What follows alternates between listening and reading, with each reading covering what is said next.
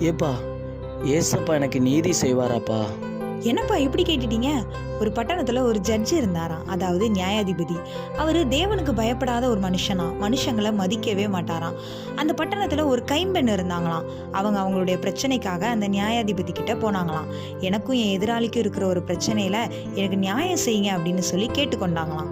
ரொம்ப நாள் வரைக்கும் அந்த நியாயாதிபதிக்கு இந்த காரியத்தை குறித்து நியாயம் விசாரிக்க மனசே இல்லையாம். ஆனால் இந்த அம்மா என்ன பண்ணாங்களாம், அடிக்கடி வந்து எனக்கு இந்த விஷயத்தில் நியாயம் செய்யுங்க அப்படின்னு கேட்டுக்கிட்டே இருந்தாங்களாம். கேட்டுக்கிட்டே இருக்கும்போது அந்த நியாயாதிபதி நினைச்சாராம், நான் தேவனுக்கு பயப்படாம இருக்கிற ஒரு மனுஷங்களை மதிக்க மாட்டேன்னு தெரிஞ்சும் இந்த பெண்மணி என்ன அடிக்கடி வந்து தொந்தரவு செஞ்சுக்கிட்டே இருக்காங்களே, இவங்களுக்கு இந்த காரியத்தை முடிச்சு விட்டோம்னா இனி நம்மளை அடுத்து தொந்தரவு பண்ண மாட்டாங்க, அதுக்காகவாது இவங்களுக்கு இந்த விஷயத்துல நியாயம் செஞ்சிருவோம் அப்படின்னு தனக்குள்ளேயே சொல்லி கொண்டாராம். அப்ப ஏசப்பா சொல்றாரு, அந்த அநீதியுள்ள நியாயாதிபதி செஞ்சதை சிந்திச்சு பாருங்க. அந்த அநீதியுள்ள நியாயாதிபதியே அதுக்கு நியாயம் செய்யும் போது நம்முடைய தேவன் நீதியுள்ள நியாயாதிபதி.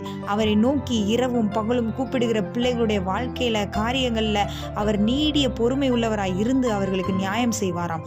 அதை சீக்கிரத்திலே நியாயம் செய்வார் என்று சொல்லப்பட்டிருக்கிறது. அப்ப இன்றைக்கும் இரவும் பகலும் இடைவிடாமல் சோர்ந்து போகாமல் அவரை நோக்கி கூப்பிட்டு கொண்டு இருக்கிறீங்களா? உங்களுக்கு தான் தேவன் நியாயம் செய்கிற தேவனாய் இருக்கிறார். அதனால பயப்படாதீங்க.